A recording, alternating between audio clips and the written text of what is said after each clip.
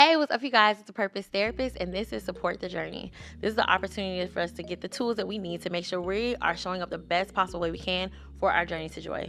Today, we're talking about the 5 stages of grief so you can identify them, figure out what they might look like for you, and then come up with some practical tools to help you support them. Okay? So, first, we're going to go through the 5 stages of grief related to the Kübler-Ross model, right? So, the first stage is denial.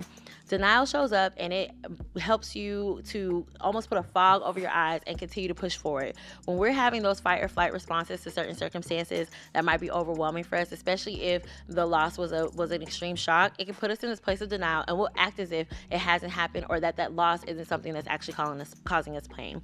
It's really important that you're checking in with yourself and making sure that this is not where you're at. Give yourself a breather, take a break, step back, and see if that is an area you need to identify or work through, right? That's the first space. Second one is anger. Once you recognize that and identify that something's different, you have lost something, or there's a shift related to a space that is causing you a certain amount of pain or grief, that anger place can start to show up and be projected around family, friends, even onto yourself if you're not careful. So you have to understand that after denial, there's anger. And once I have that realization that, oh my gosh, this person is gone, sometimes we can go into the space of being very, very upset about the circumstances and being wrapped up in that emotion, anger, right? The emotion of anger.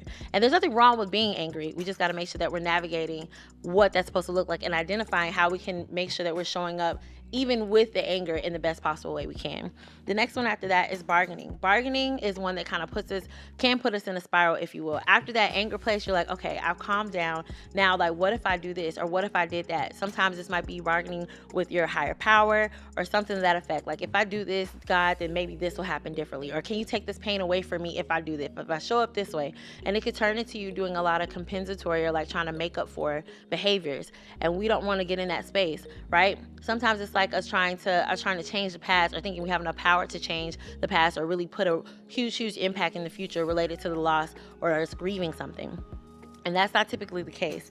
So once that settles in, that we realize that we can't bargain our way through this, we can't change this, there's nothing we can do about this, depression sets in, or it can set in. And when that part sets in, that hopelessness, that misdirection, that I don't understand what's going on, I feel like I'm out of control, it can become overwhelming. It can get to a point where it can be consuming, right? So after you've gone through all those phases, that depression piece can be really, really heavy for us. And lastly, though, once we go through that depression, acceptance comes. Acceptance comes because we realize what is completely and totally out of our control, and we can start to navigate into showing up a little bit better and starting to look like what that reforming or that reframing of how we're supposed to show up is supposed to look like, and how I can like take these building blocks and build onto itself and keep moving forward. So we've gone through those different phases of grief, right? So denial, anger, bargaining, depression, and acceptance, and identify what that might look like for us. But now what I want to do is allow us the opportunity to identify some tools that we can use to navigate these spaces when they show up. One of the first things I want you to know before any of this is that in order for you to identify what phase you're actually in, you have to separate yourself for a moment, take some time and do some self-reflection. Self-reflection can look like journaling. Self-reflection can be asking yourself a simple question of like, how do I feel right now? Or even going back, looking over this video and reviewing the things that I said, these different phases, and seeing if any of your behaviors match that, right? With the intent of, I'm not trying to like throw something away or show up a different way or acting like none of this exists and trying to like just automatically flip the switch. I'm trying to take my time with myself and identify where am I at, right? That's the first step. Once we identify where we're at, now we got to look and see what kind of support do I need for this space that I'm in. This could look like leaning into family and friends that might be having a similar experience. This can look like having conversations with a mental health professional that might be able to help you navigate, which is my highest recommendation, is partnering yourself with a mental health professional that can help you navigate these spaces.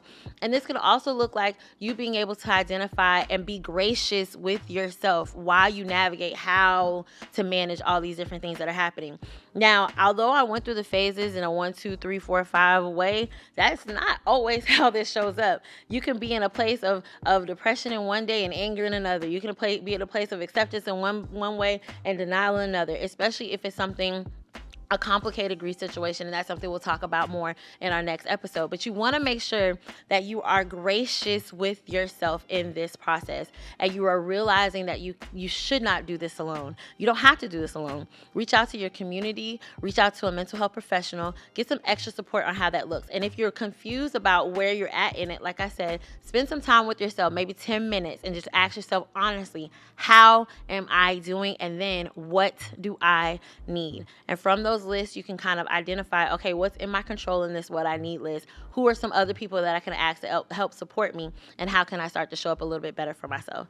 This was episode 1. We got a couple more coming on after to help us with the support while we navigate grief. But I hope this was educational for you and helpful for you.